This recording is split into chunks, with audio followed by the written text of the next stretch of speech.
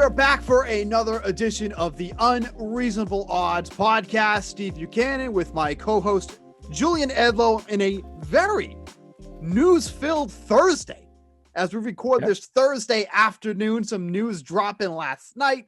This morning, we're going to hit on Carson Wentz, Fernando Tatis Jr. becoming a rich man, Carson Wentz becoming a new member of the Indianapolis Colts.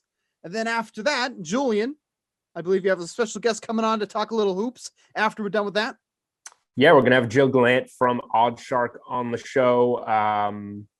A very good underdog bettor, a very good, if we go to NFL, anytime touchdown prop scorer. He bets a lot of plus money. We're going to get into his theories and stuff. We're going to go over some NBA trends and, only 3-game card here on Thursday. So maybe not any specific plays here, but at least look towards the weekend and give you some NBA trends that you can follow through the season and hopefully be profitable with.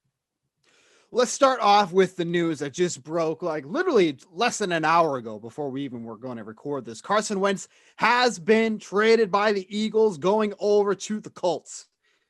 And this has been an amazing story for me because the Eagles came into this offseason all high and mighty, like they were going to get this, treasure trove of picks and everything for Wentz. And it just didn't turn out that way. You look at what they got. Oh, well, hold on. Hold on. What do you think the asking offer was to start? So when this whole thing started, the return that they wanted no less than what the Lions got from Matt Stafford from the Rams. So we're talking about, multiple picks. There was multiple first-round picks was even being thrown around. And the way I envision it is that the Eagles were coming into this offseason like they were Jordan Belfort trying to sell Aerotine International, calling up teams. So, they pick up their phone, calling up like the Bears, right? And they said, we heard you're in the market for a quarterback that has huge upside potential with very little downside risk. Does that ring a bell? That's my Jordan Belfort impression. And the Bears go, oh, yeah, we are in the market. And they go, okay, I have this one. It's Carson Wentz. Hello? And then they weren't, no interest. Nobody wanted Carson Wentz. So the haul that the Eagles end up getting back after all of that is a 2021 third-round pick, big whoop, a 2022 conditional second-round pick that could turn into a first-round pick under these conditions reportedly. If Wentz plays 75% of the snaps, that's a risk right there with how injury-prone he's been, or 70% of the snaps and the Colts make the playoffs. So those are the conditions that I can turn into a first-round pick. Now, the Colts already had a couple quarterbacks on the roster prior to this. Jacoby Brissett already has been said that he was not in the mix for the starting position. They did draft Jacob Eason in the 4th round. There was some thinking that maybe he could be the successor to Phillip Rivers. But you just look at the season that Carson Wentz is coming off, and you look at some of the numbers that he put up. 57.4% completion rate amongst qualified quarterbacks, second worst in the league. 72.8% passer rating, second worst in the league. 6 yards per pass attempt, the worst in the league. 15 interceptions, the worst in the league, tied for the worst in the league. And let's not forget, Julian, I totally forgot about this. He took 50 sacks in 12 games. That literally totaled 10% of his total dropbacks, an average of 4.1 per game. So he's going in a much better environment in front of that really strong Colts offensive line. So the risk of injury definitely goes down, but with Carson Wentz, anything is possible. But at least from a standpoint of where he has the potential to succeed once again in front of that offensive line and they can stay healthy, this is probably one of the best landing spots for him. I think it's a great trade for both teams, honestly.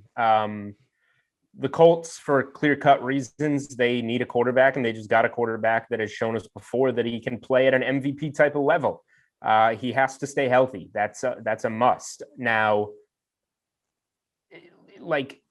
if you look at the situation he's getting dropped into, though, it's just so much better than Philly. And it starts with the offensive line. You go from maybe the worst offensive line in the NFL to maybe the best offensive line in the NFL, at least a top 5 bottom to a top 5 best, or a bottom 5 to a top 5. I don't know why I worded that so terribly. Very strange, but okay. So he's going to be protected. He has weapons around him. He has T.Y. Hilton. He has Michael Pittman Jr., who's, I think, a very legit wide receiver. He was the first pick of the second round, could have been a first round pick, showed a lot of flash at the end of the season for the Colts last year. He has running backs. He has pass catching running backs. He has a good trio of tight ends that Phillip Rivers used in that loss to Buffalo in the playoffs. Everything's there for Carson Wentz to play well. All he has to do to stay healthy. And the thing that is the most involved with keeping him healthy, the offensive line, is one of the best in the NFL. So I think it's a great landing spot for Wentz. And then for Philly, I think it's a great deal because you get the third rounder now. That's fine. You can use that on a piece. Third round picks are, nothing to bark at right now. And I think the pick has a great chance to wind up being a first rounder in 2022. That's why these conditions are honored. If Carson Wentz can't stay healthy in this situation, then he just doesn't have much value. And the contingencies on it represent that. Then you get a second rounder back and you say, okay, he is who we thought he was. He's made of glass. A third and a second are fine. Or he stays healthy and is playing at a star level for Indy, and gets 75% of the snaps, or plays 70 and gets his team to the postseason, which this should be a playoff team if he stays healthy. And Philly gets back the first that it's been calling around asking for in a year. You just got to wait another year for that pick. Jalen Hurts is going to take a little time to develop. Next year is going to be a learning curve. And then you get a first round pick, potential 2 first round picks, your own and Indy's, coming in 2022 when Hurts is starting to kind of get into the beginning of his prime a little bit. Yeah. I like it for both sides. And Hurts right now is a good guy for Philly to go with because of his mobility. Now you have to work on that offensive line because you want Hurts to grow as a drop back passer, one of his bigger weaknesses. And to do that, you need an offensive line. Maybe some of these upcoming picks, you hit on some O-linemen because that's the biggest need. And you talk about mobility. I mean, they had the, complete opposite of a mobility, a quarterback that has mobility in Phillip Rivers last year. But that offensive line only allowed him to be under pressure on 23% of his dropbacks and sacked only 19 times.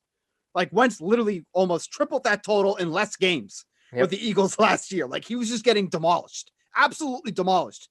And what's even more wild about that is that it was 50 sacks in 12 games. That week 2 game against the Rams, they didn't even sack him.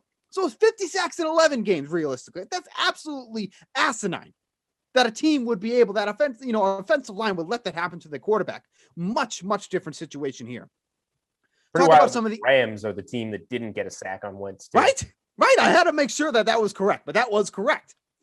Some odd shifts on the DraftKings Sportsbook in reaction to this news. The Colts were originally 25-1 to win the championship next year, have dropped down slightly, 22-1 now. Wouldn't put them in the championship caliber in the conversation, but to be fair, we have seen MVP type seasons from Carson Wentz in the past. If they can get anywhere close to that, you mentioned some of the weapons that they have. The running game is very strong.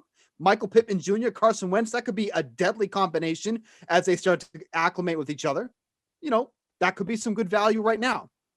Likewise, on the Eagles side, Jalen Hurts, who is now the starter. We all knew this. This should have happened way before. Some people, bet him for rookie of the year and, didn't get that because they didn't start him well enough. Anybody in this room? Plus, I don't even remember the number. I got to do the math. It was wild. It was very high. Let's put it that way. But obviously he's going to be the starter next year. Rumor has it, because I cannot confirm this, but I've seen multiple reports on this. He was 100-1 before the news dropped. Has dropped down to 80-1 now after the news broke. That I had Jalen Hurts plus 1,100 to win Rookie of the Year. Okay, so actually he was right in the same round for coming into this year. So 80-1 now. The MVP, you mean? Yeah.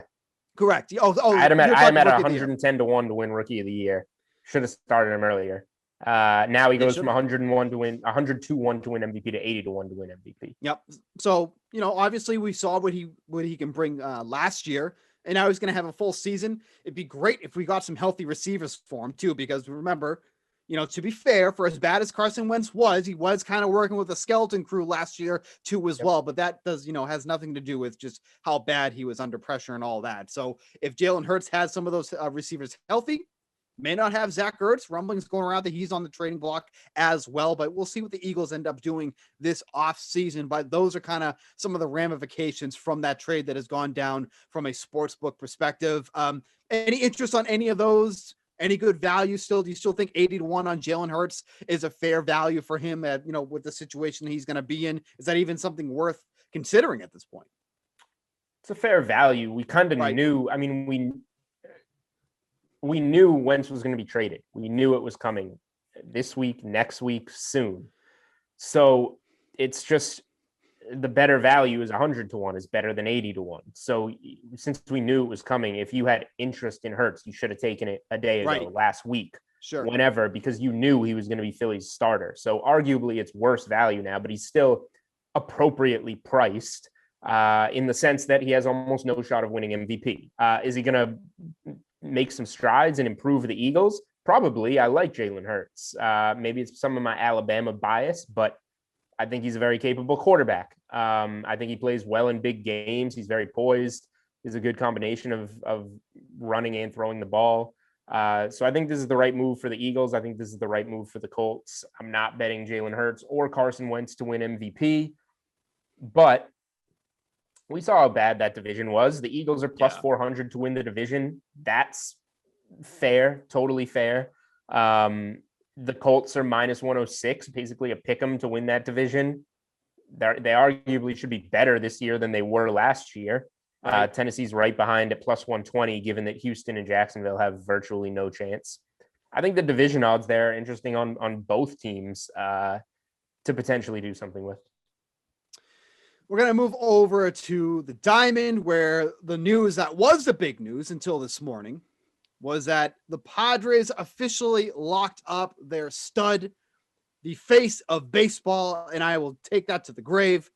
Fernando Tatis Jr. signs the longest contract in baseball history, 14 years, $340 million with the Padres. That contract eclipsed the former record for longest. Bryce Harper and Giancarlo Stanton both signed 13-year deals with their respective teams. The third most lucrative contract in baseball behind Mookie Betts and, of course, Mike Trout, who signed that absolute monster with the Angels.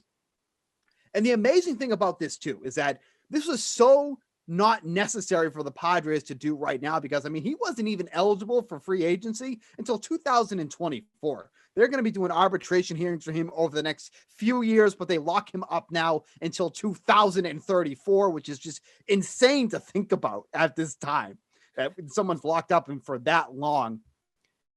And Tatis Jr. got the bag for someone that hasn't even played a full season of games in the major leagues. 143 games total, 2019, and then the shortened season in 2020. But if you look at what he's done in that short span, and this contract is all guaranteed, by the way. If you see what he's done in that short span, 39 home runs, 98 RBIs, 27 stolen bases, isolated power of 272 and 295 in those seasons. Had the best wins above replacement amongst all shortstops last year at 2.9. That was also the fourth best in all of Major League. So now that Padres team is pretty strapped for cash moving forward. Manny Machado, Hosmer, Tatis Jr. Who knows what they're going to have with some of these young kids coming up. They have a plethora of prospects still in the system, even with after all the moves that they made. So that's going to be a problem down the road. But this is a team that clearly is looking to win today. They're looking to win yesterday, quite frankly.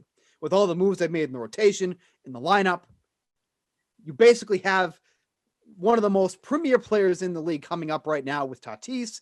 Put him up in the same realm as Ronald Acuna, Juan Soto. If anybody's upset this morning, it's Ronald Acuna because he absolutely got screwed in his deal, but that's for a different day. But I was kind of surprised that some people were saying that maybe he left money on the table because of how soon he I think he he did. signed this deal. He may have. But I don't care. I don't care if I'm him. I'm just saying he probably did. Sure. It's a good deal for the Padres and for Tatis. Right. Because in a few years, if baseball keeps going the way it goes, at his average annual value, it's going to be kind of a steal maybe in 4 or 5 years when he's, 25, 26, 27. He's kind of a steal now. Right. Like, which is insane to think about. 25 million. Is that really a big deal for somebody of his caliber and to have him locked up that long? And we already know he's good and he would get paid eventually anyway. So the only thing he can do is like overtake Trout as, the best statistical player in baseball and then be worth more. Now this deal isn't official yet. So we don't have the actual official terms, but it is being reported that there's a full no trade clause included and no opt-outs. And that's where I kind of was surprised about the no opt-outs, because we've seen this many times. They'll have that opt-out in the 4th or 5th year, and then they'll look to get another bag down the road. We've seen this multiple times in MLB, but this is basically he's set, but that's why this money is guaranteed. And that was probably the cherry on top, that he's guaranteed this money. It's just the thing that I'm worried about is that it just sets what kind of precedent does this set moving forward? Because we talk about guys who are going to, need to be paid soon. Luis Robert at one point with the Chicago White Sox is going to be someone that's going to come into this conversation if we keep seeing what we've seen for him. It's just interesting to see how this played out. That Tatis Jr., who hasn't even played a full season, now has the 3rd most lucrative contract in Major League Baseball behind established guys like Mike Trout and Mookie Betts. Yeah, I think it's a good deal for both sides, just because we pretty much know what Tatis is going to be. Maybe there's an injury in the next few years that if you hadn't locked him up, maybe you get a little bit more team-friendly of a deal, but I don't think there's much risk here for the team putting him on this deal. And I think Tatis probably could have gotten more at some point in time, but when you're getting $340 million all guaranteed, what does it really matter? Right. To live in San Diego, sounds fun to me. And that's the other thing too. It's like at that point when people are like, oh, maybe he could have got 450. When you're talking about that kind of dollar value, what's the difference anymore? If you're getting 400 over 350 or 450 over 350, granted, it's 100 million. Don't get me wrong. I don't sniff anywhere near that. I know that's what you lose but I know that's what you lose on a nightly basis. But at that point, what's the difference? You get 350 or 400. It's like, whatever. He's going to be getting endorsements after endorsements. He is going to be the face of the franchise, already on the cover of MLB The Show for 2021. But don't worry, he's going to get his money. But I just wanted to point out some of the projections that are coming in for him for this upcoming season. He's right on the cusp of being projected for 40 home runs, over 100 RBIs, over 25 stolen bases. The strikeouts is the biggest worry with him. That's kind of the biggest knock on him. Almost a 30% K percentage in his first year, 24% last year. So he's got to work on that a little bit, but truly that's probably the biggest knock you're going to get on him. He's excellent defensively. He's excellent offensively. And, obviously, like I mentioned, one of the most prolific players in the game right now, gets the bag. All right, go ahead. Just 2 things for me. Number one, hopefully because he has this contract, maybe MLB can loosen up a little bit and just embrace him as a face of baseball. Mike Trout's great, but he doesn't really make the playoffs. He hasn't won anything. He's kind of boring. They asked him for a hobby, and his hobby's the weather. Yep. What an awful hobby. Just let Tatis go with these bat flips. Let's make it a little bit more exciting. And if you're going to pay a guy this much, you might as well embrace him. That's number one. Number two, sportsbook side of things. This doesn't do anything for me. It doesn't change Tatis in a crowded, competitive NL MVP field. And unfortunately for the Dodgers, who have been doing everything they can, they're in the same division, same league. Did I say the Padres or the Dodgers? Unfortunately for the Padres, they are in the same division and same league as the Dodgers, who every time the Padres do something, the Dodgers, who are already better to begin with, just do something again and make it pretty tough to see them not winning the NL. So if I'm still betting anything, any MLB futures, it's the Dodgers plus 350 to repeat and win it all again. It's the Dodgers plus 175 to get out of the NL. The Padres are next in line at plus 390. So a wide gap. You still look at this division, even after everything that the Padres have done, they're plus 200 to win the division. The Dodgers are minus 250. Last year, the Dodgers were like minus 500. So I guess sportsbooks are admitting that San Diego's made up some ground, but the Dodgers just continue to do too much. Man. I'm not crazy about the 350 for the Dodgers. I'm not crazy about the Dodgers. I mean, I just don't know. It's too much talent at this point. They keep piling on. Oh, I get it. But, and I brought this up before too. It kind of reminds me of when, the Yankees were like the huge favorite last year. And then heading into September, over the first week of September, we didn't even know if they were going to make the wild card. That's why for the odds for the long season, because this is the full season, not enough for me at 350. No way. Not enough. That's too low for me. It's too low. I don't know. I mean, everything has to align. You know what I mean? And at plus 350, that's a lot of things that have to align. I get the talent. Don't get me wrong. Like, I'm not saying they're not talented. I'm not saying they're not going to go far. I'm not saying that I don't think they're going to win over 100 games. They probably will. Plus 350 to win it all, though, it doesn't do it for me. Fair. So what's your best thing is? What's your best future? What's my best? Okay, so if you real quick, because I don't want to get too deep into this. I mean, I look at some of the teams that could end up coming through. Like I look at the Blue Jays at 22-1. The addition of George Springer, like that lineup is deadly. That lineup is so good. If they can get it right with the pitching, like that is an underrated team for sure. Even the Nationals, 33-1. Their pitching staff is incredible. They got to get some work done on the lineup, but that's like one of those things that I don't have a lot of, it's not a big risk taking these guys. And if they can get one aspect of their game in line with the other half, National strong pitching, if they can get some really good production out of their lineup, that's a team to worry about. You have to face Scherzer, Corbin, Strasburg in the playoffs. That's a tough thing to beat. That's where I'm looking for those futures. Do I think it's going to happen? Probably not. But talk about some of the best value. Blue Jays, Washington. Those are the two teams that jump out at me immediately. Can I interest you in Blue Jays plus 350 to win the AL East, or would you rather have that 2,200 to win the World Series and bank on maybe 2 or 3 teams making the playoffs from the American League? I would are the playoffs still the same? Do we know this? I don't know if that's confirmed yet. There's still I don't even now what do we don't even know what we're betting on. I would bank on the Blue Jays to be a really strong wild card team. They're not going to come out of the East. They would be a really strong wild card team, but getting into the playoffs, that means that things are going well for them to get there to begin with. Yep. I'll take the 22-1. All right, that is going to wrap it up for the first half here. Producer Samir is going to do like this really nice and beautiful like transition to Julian and our guest. If you're listening to the audio, you missed out. Like you're not even going to notice that we changed. But on the video, he's going to do some magic because that's all he does is magic on the show. And that's also it for me because I'm useless with basketball. So let's get to it. It's true. Welcome back to the second leg of the Unreasonable Odds podcast. My co-host Steve Buchanan is out of here because he does not know diddly squat about basketball. And if you're watching on YouTube, you will notice a new man in the booth. We got Gilles Gallant with us from OddsShark. He's an NFL and NBA writer, sports betting analyst. He does it all over there. If you follow him on Twitter at GDog5000, welcome into the Unreasonable Odds podcast, man. Awesome, Julian, man. I love that intro. I love that you have me on today.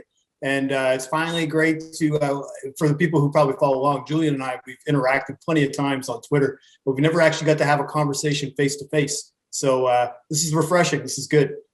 Yeah, I'm looking forward to this. I'm looking forward to picking your mind about a couple of things. We're going to mostly go NBA, obviously, since we're in basketball season, but really quick, we're not too far enough removed from NFL season where I just want to get a couple questions in here and some ideas, really.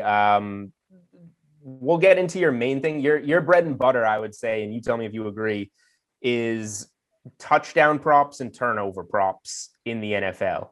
That is correct. Which I think are super unique. And How'd you do with the Super Bowl, first of all, though? How'd that work out for you? Yeah, so actually the Super Bowl, and this is the last 2 years, the Super Bowl, I can't pick a touchdown score to save my life. I can pick the right side. I can pick the total. I can pick a guy to throw an interception. I can do all these other different props, but a touchdown score is just it's very difficult. I don't know why. And I mean, obviously, like Casey not scoring a single touchdown. I was just going to say, I'll tell you one reason why, because nobody had the Chiefs scoring 0 touchdowns. Well, like, for example, Julian, like I had Travis Kelce to score the first touchdown for the Chiefs. I'm still technically, I feel like I'm holding on to that ticket. Like, you know what I mean? It just hasn't happened yet. But when the Chiefs get back on the field, he's probably going to be the one to score that touchdown, and I'll be sitting there with the thumb up my butt wishing that he would have just got it done in the Super Bowl instead of waiting until week 1. So, but yeah, like I had him. I had Mike Evans to get 2 touchdowns. I ended up going with Cameron Brate over Gronk, which was obviously a mistake, but it's because I picked Gronk every single playoff game leading into that game. And the Bucs used him mainly as a primary blocker instead of a receiver. And him and Brate had basically equal stats from like targets and receptions throughout the playoffs. But then Gronk, it's the Gronk show, basically in the Super Bowl, and he was like, he could have argued that he could have been MVP. So that's kind of the way it goes. From touchdown scorer perspective, I did fairly well this past season. The year before, I think I did much better. I was like 92 units up, like just for that season of 2019. 2020 was difficult because what I was doing was I was really starting to open up betting on them specifically for Sunday afternoons, like the Sunday games. Because mainly I used to just post my picks for prime time because that's kind of when the most eyes are on social media. You know, you can really focus and dig in on a game and find the edge and maybe bet 2 or 3 per game so you can even out. What I was doing during Sunday was trying to take like 6 to 7 picks over a 13 game stretch, like for a Sunday or whatever it is, the amount, whatever a Sunday slate is. And I was just getting creamed. So obviously people were still hoping that I would still post picks, but I was kind of scaling back on the Sunday afternoon picks as the season's going along, just because I was just bleeding money that way. Whereas with the prime time, I think like for the season, I finished up again, like 30 units up, but for during the Sundays, I think I finished down 25 units. So while it just kind of felt like a hamster wheel kind of year, and that's pretty much, I think 2020 for everybody. Yeah, it's true. I mean, betting any sport this past year, so much more has gone into it, and that's just been part of it that you have to accept. But the last NFL question that I wanted to get in real quick is just like, those are hard things to bet, the anytime touchdown scores. Like you can get into certain matchups, whatever. The Bucs were one of the worst teams defending tight ends. I do know that just because, you know, we're DraftKings. We do a lot of DFS. That's why I like to bet a lot of player props, because a lot of my work goes into the DFS side. And then, oh, look, I already have all these numbers. Why don't we put it into player props? So like, what would you say your biggest thing is in terms of weighing, first of all, the touchdown props, which I do have a little bit of an idea of how you come to. And then second, the turnover props, which I have no idea how you come to. Sure. So for touchdown scores, the main thing obviously is matchups and odds. So you could look at something like, oh, the Chiefs are very good, or the Bucs suck against tight ends, so Kelce will score, or vice versa. But a lot of the time you'll see a guy like Kelce, and he'll be like minus 165 to score a touchdown. And so what I do is I track the odds basically for all the key players, like at least like what I would say the top 5 to top 10 guys for each team based on every single game. And then what I do is I just chart it week 1 through week 17, and I just look at the comparisons and odds. And a lot of the time what I'll do is I will just kind of make an odds play more so than a matchup play, because it's just like, okay, I'm getting Kelce at plus 150 this time around. He's usually minus 160, minus 200, depending on the matchup. I don't think I have to really argue or debate of whether or not he's talented. So I think from an odds standpoint, you have to take that risk, even if he's playing against a matchup that is brutally tough against tight ends, for example, because the matchups usually win out. So that's like just an example of touchdown scores. Now, quarterbacks is usually where you can find a lot of value. It's kind of dwindled this past season. I think sportsbooks got smart and started to realize, holy crap, we're getting bled to death on these quarterback props specifically to score touchdowns. But they're the only player that touches the ball on offense every snap. And what we're seeing as the progression of the quarterback position is these guys aren't all now Tom Brady and Drew Brees, where they're just, you know, stuck in the pocket and they don't move. Like every quarterback now is like a dual threat quarterback. So if you can get them at plus 800 odds or whatever else, a lot of the time they're probably the better option than the starting running back who's sitting there at minus 120. So then what we do as well, myself and my DGen circle, who basically bet touchdown scores all year, they help me out with a lot of the stats too, is we basically take a percentage where we look at to see what the value is, or pardon me, what the return is if you just bet only on touchdown scores who have minus odds, and guys who are in the plus 200 to plus 300 range, and then plus 500 or larger. And we've come to a conclusion that long term, you actually make more money betting on the guys from plus 200 to plus 300 than you do at the minus 120s, just because touchdowns are such a fluky, rare type of occurrence in a football game that banking on guys who are minus 120, minus 150 long term is just a negative proposition for people. At least the way that we've seen the numbers over the last 2 years. Now, to go about turnover props, I didn't do them as much this year because a lot of the matchups didn't fit the profile of what I wanted to do the previous year. So to kind of go back, the first time that I ever bet a turnover prop, like where I was like making it, I love telling this story, so cut me off if I'm rambling, but it was week 3 last year, and it was Bears versus Washington. So this was Case Keenum as quarterback.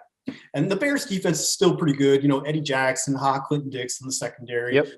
They're pretty good. But anyway, the point is that I knew based on Case Keenum's ability, based on his yards per attempt, and based on where he's directing the ball, like you get almost like a Kirk Goldsberry type of pass chart kind of thing to see where the ball is going.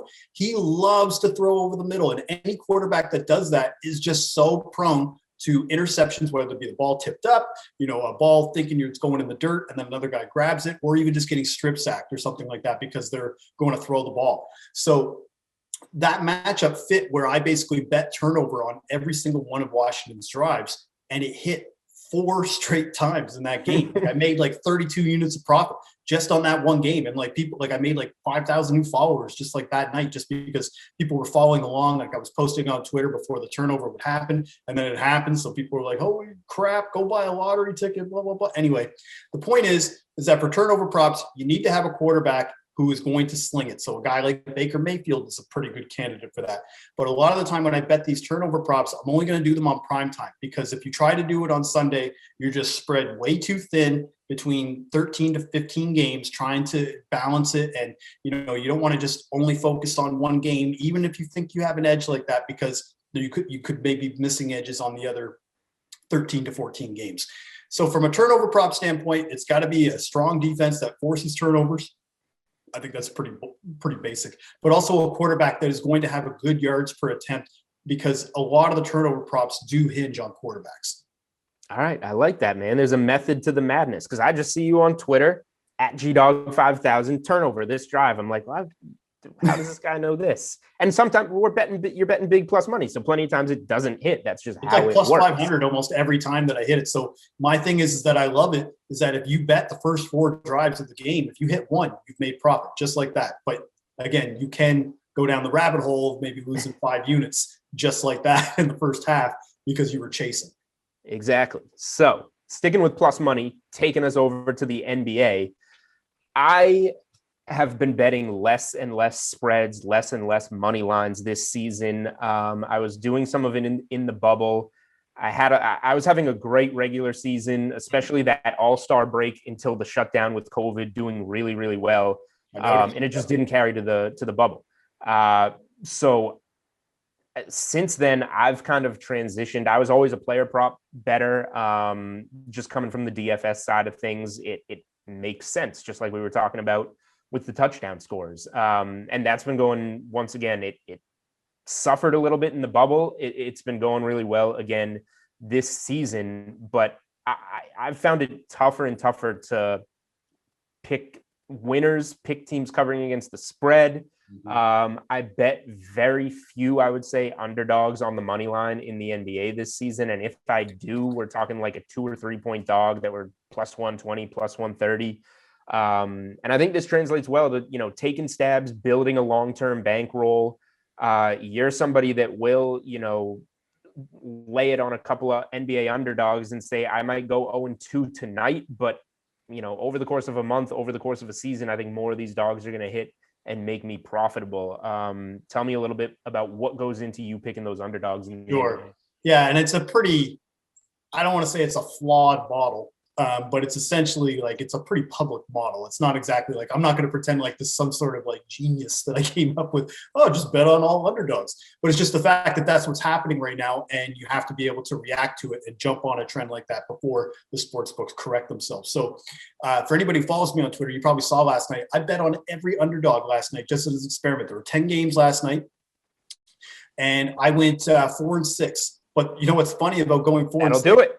I still made like barely any profit, but that's the whole point of why, like, I was like literally like 2 bounces away from going 7-3, like, because the Heat, they coughed it up in the second half. Miami was Clippers looked like they were fairly strong, probably going to hand Utah its first loss in a while. They kind of choked out at the end, of course, with no Kawhi and PG. You kind of expected that, but there were just some other games like that, like where maybe it was the other way. Like Washington, in my opinion, probably shouldn't have beat the Nuggets last night, and they got bailed out on that last second free throw with Bradley Beal. So it kind of went both ways. But one of the things that I always try to tell people, especially about the NBA underdogs, is that just long term, you might as well just take the money line than the spread. Like, so one thing that I do every week with OddsShark is I do an underdog money line report, and overall, they're only hitting at 39.5% underdogs on money line. So this would be if you just bet $100 on every single game and you just bet on the underdog, they're only hitting at 39.5%.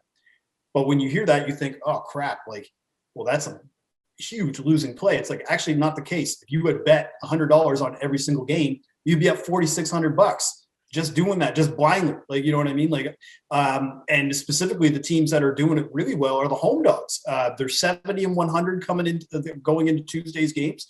So again, I just kind of look at it that way of like, okay, there's the home crowd, and even just the lack of home crowd is affecting games on both scales. It's affecting the secondary players on a home team who might be able to ball out a little bit harder just with that push of the home crowd. But then the road dogs as well aren't getting drowned out by the audience when they, F up a free throw or whatever else. Like, it just almost feels like the stakes are lower. Like, and you've heard NBA players talk about that, like when it was at the bubble, where it just felt like they were kind of like in an empty auditorium playing basketball. And that's kind of how they feel now when they're playing, even though there's probably, a handful of fans at some games.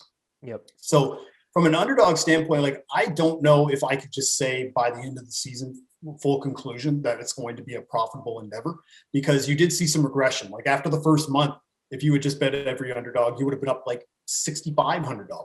But the difference is that, as time has gone on, you've now down to $4,500. And I even had one guy even message me and ask me, he's like, so essentially for 400 games, isn't this essentially betting $4,000 or $40,000 to win 4,600?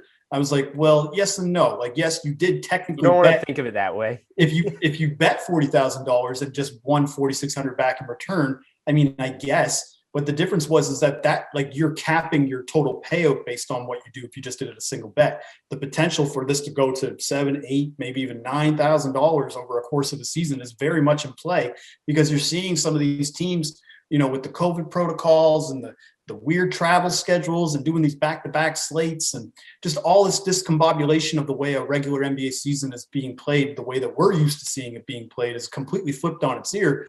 So there's a lot more opportunity to bet on underdogs, in my opinion. So that's kind of what I've been doing now lately, where I've just been like, you know what, I'm just taking dogs, like, because you're seeing as well in these games, like if you're not the Utah Jazz, I don't trust you to cover a spread right now. And even them, like, I'm waiting for the bubble to burst. Like right now, like I'm sure the sports books now are going to be put in a position where they can't put them less than 10 points against any team, against any caliber of opponent, because they're just getting burned every time that they put their spread too low and they're covering the spread. The Jazz are one of those trends right now that I've bet them maybe. Have you been doing well with the Jazz? Because I've bet them maybe a couple of times. And I think I also I think they're 18-1-1, maybe. They were going into last night, so now they're 19-1-1 after they 19-1-1. Yeah. So over this trend, I think I've bet them like twice, and I hit the push. So I'm 1-0-1, and that's all I have to show for this legendary like money machine. Well, you could be worse. You could do what I have done when I wrote all my preseason predictions and recaps and everything else, and talking about what I think is going to happen this season. I picked the Utah Jazz to miss the playoffs, so I'll one you up on that one, and then of course, because I'm so much of a believer of how I think in preseason projections, I was like, oh, the bottom's going to fall out here. I'm going to take the money lines. What was the game? It was the Sixers the other night against the Jazz. Yeah. And no Embiid. Oh, that drove me crazy, Julian, because Embiid got ruled in about 90 minutes before tip. Yep. And I'm like, awesome. This money line bet looks good. The spread dropped from +7.5 to 6. I already had the money line at the +7.5 value, so it was probably around +240. I'm feeling good. I'm like, you know what? Gobert isn't going to be able to just walk around and just dominate defensively. Embiid's going to be there. I feel like the tables are going to be set here. Oh yeah, 15 minutes before game, we're going to sit him out, but we're going to play him last night against a chumpy Houston team that has like no stakes or no bearing. Like, you know what I mean? Like, it's just like, what are we doing here? So that's kind of why I've had an issue lately with betting NBA, where sometimes I'll just post picks, of stuff that I'm betting on. But as far as strategy and model, like anybody who tells me that they have a consistent model right now in the NBA, I'm not going to say you're full of it. I'm just going to say I'm dubious. I agree with that. And Houston, Philly, by the way, on Wednesday night, miraculous cover by the underdog Houston Rockets. So you bet them on the money line, I guess, then, right? Yeah, the Houston Rockets. They got it with the Rockets money line. That was going to be a tough win for them, but they got it on the points. They were flirting with being down 30 in that one. Yeah, they were down 15 and lost by 5. So Embiid and Tobias Harris got theirs from a fantasy standpoint, from a player prop standpoint, because that looked like it was going to be a blowout, and they wound up staying in that game. No Ben Simmons ruled out for an illness in that one. So Tobias Harris over 7.5 rebounds was one of the props I hit in that one. I think he had 15 boards. That's just to quickly go over my betting strategy. That is what I do in the NBA. I don't claim to be sharp. I claim to be quick and know what I want. Opportunistic is what I would call it. Opportunistic. There we go. A smarter word for it. Ben Simmons is called questionable at one point in time, about an hour and a half before tip. Like 30 minutes later, ruled out. So I knew before that something that I wanted. Harris had been rebounding the ball well going into that one. And Simmons being such a good rebounder from the guard position, obviously because of his size, taking those rebounds off the floor. Embiid was a little high at 11.5. I didn't want to mess with that. Harris, reasonable number, 7.5. Something he can probably go over against Houston anyway. Take Simmons rebounds off the floor, take Harris over 7.5. Now, the thing about that is that it's only going to be up for about 4 or 5 minutes, which one of the things I like about props that I'll say is the first thing that's going to be affected there is everybody's going to go to the spread. Sportsbooks are going to adjust the spread. Everybody's going to go, oh, I should go bet Houston because this is going to move a few points. And while everybody's messing around with that, I'm in the player prop section with something kind of predetermined that I want, and it buys you a couple extra minutes, which I like a lot. So that's kind of been where really 80 to 90% of my bets have come from this NBA season, but a majority of the other ones, you mentioned the underdog betting report that you do at Odd Shark. I think Joe Osborne does the first quarter, first half. He does. Trends one. Does a fantastic job with that. That's a chart that I use all the time and incorporate into content, incorporate into Twitter, incorporate into bets. So that's the last thing that I kind of wanted to touch on in the NBA. This week I'm 3-0 on quarter and half plays. It was the Warriors against the Cavs first half on Monday night. That one, both of those teams were kind of floating around 500 on the season. But if you look at it, the Warriors at home were something like 10-4 against the first half spread. Cleveland on the road now without Drummond was well below 500. Suns first quarter on Tuesday against Houston cashed. They were up like 11 after the first quarter, up 20 whatever in that game, and then Brooklyn comes back and wins it. So I think those are the classic examples of when you want to use trends like that to just blow out a first quarter and win it, and then you have the dog come back and win the game on the road in the end. It feels good to have Phoenix first quarter over Phoenix game in those spots when one hits that you bet and the other doesn't. Well, I was going to say, Julian, it's funny that you mentioned the first half of the first quarter. So last night I was just looking around at Joe's report, and I noticed that the Sixers had the worst first half ATS record in the league. They were like 9-18-1 or something like that. And then we go to that Houston game, and obviously matchups over trends, but they were up by like 25 and a half, like easily covered. So that's why sometimes like I love that report, and I'll use it to be able to dictate and sometimes direct where I'm looking, but still, and I'm sure you do anyway, the stats got to almost support your play. You know what I mean? I don't think anybody was taking Houston first half, even let alone full game. Yeah, it's something that I look at the numbers first and just, who's at the top, who's at the bottom. Are two of those teams playing each other? Great. Now we look at, okay, where's the game? Do the home and road splits match up for these two teams? And then, maybe look at the last 10 and see if it's been a trend that's been hitting lately. And then if all that checks out, before you go place that bet, I'm saying, okay, let me look at what's happening here. Is this is this telling me to bet the Houston Rockets, who are down like 3 of their best players on the road at Philly, who's a great home team? Yeah. Okay, maybe that's the last red flag. So totally agree on that. Last night, my play on Wednesday night was the NBA best New York Knicks, who are now 19-9-1 against the first half spread.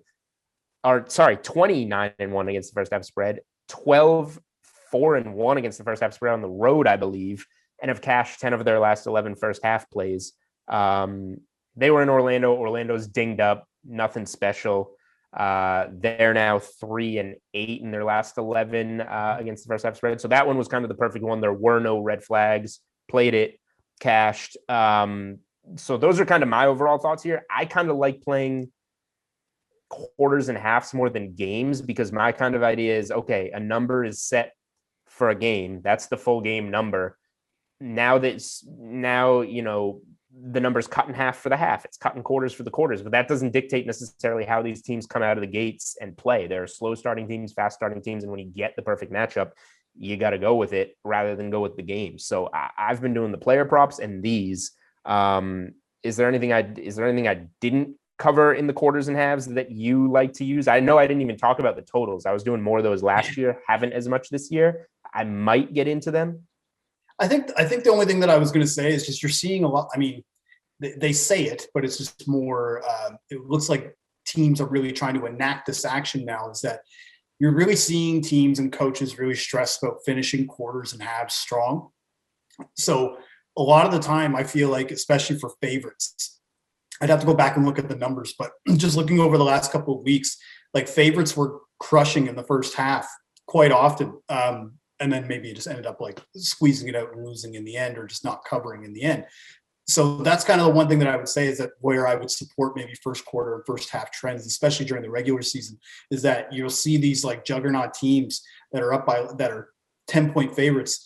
But it's like, do you really want to take them at 10 points for the full game when they could be up 12 and not really give a shit with a minute to go? And then there you are, you know what I mean? Just kind of messed over by the fact that they didn't care because it was a 4-possession game. So yeah, no, I think that's probably the smart move. I actually was starting to dabble in some player props for tonight, just knowing that I was going to be talking with you, because I knew that there were some player props that you were going to probably be looking at. And I was just thinking to myself, like, if I was to do some player props tonight, what ones would I do? And honestly, there were two that immediately stood out to me, man. Like I was looking at Raptors and Bucks. And so I really like the Raptors actually to cover the spread tonight. But the two that I was looking at immediately, and I just laughed when I was looking at the odds, was Bryn Forbes and Brook Lopez each have a line for assists at 0.5.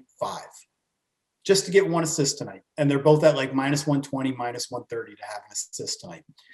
And I was looking at it and I was like, okay, so went back to look at Forbes' history at San Antonio, where he was kind of playing maybe more of like a primary point guard position when DeJounte Murray was out, or Derek White wasn't handling the ball, or even here now with Drew Holiday not playing tonight, he's probably going to be doing a lot of point guard duties with DiVincenzo. So DiVincenzo's like assist line is like 7.5.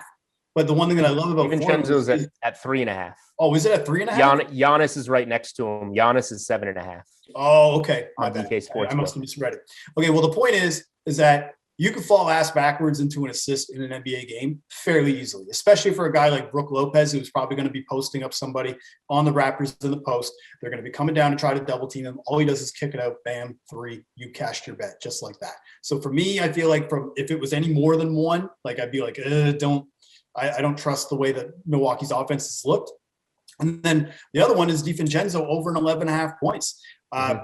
He's been pretty good, like with Jrue Holiday out of the lineup. He scored 12 in their last matchup against Toronto, but he shot 1 for 8 from 3 in that game. Like, I'm not saying that Toronto's defense didn't have anything to do with that, but he consistently hits 35 to 40% of his threes. So I know that he's going to shoot again. He's probably going to go 3 for 8 again, in my opinion, tonight. I just think over an 11.5 points for a team that is going to be relying on secondary scoring, because Giannis is just going to be focused on so much, and then even Middleton to a lesser extent, that I think a guy like DiVincenzo is going to be counted on to make some shots. So I can see happening is Brook Lopez getting the ball in the post. He passes it up to DiVincenzo, cashes his assist, and he goes over his 11.5 points prop. Boom, you're walking away laughing. There you go. You get it on one play. I will say those assist ones at half an assist are intriguing. I've seen people wind up on both sides of Brook Lopez. Like you said, you just got to fall into it, and it either happens or it doesn't. Forbes is interesting, just to have a guard set that low. I agree. Yeah. When your starting point guard is out. Forbes is the one that intrigues me more there. If you're going to bet one, or you want to, you don't want to split them, you want to either just win or lose on the night, Forbes is the one that stands out to me there.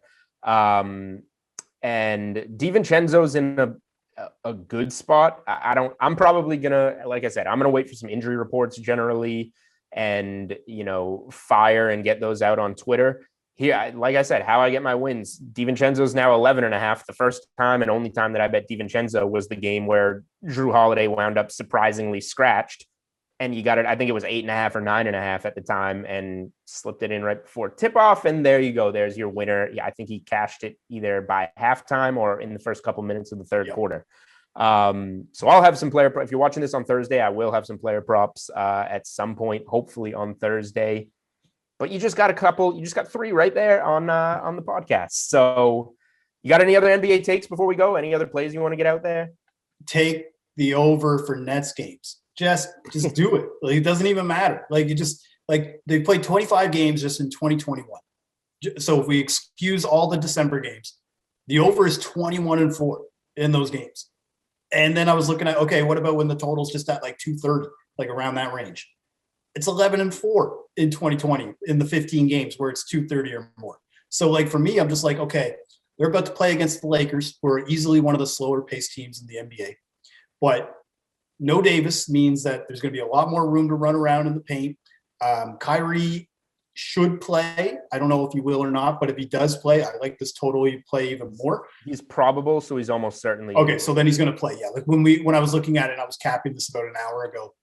He was still questionable. I know Harden's going to play. I know Durant's out, but that's the whole point. Is that just because now they did well, the other night against.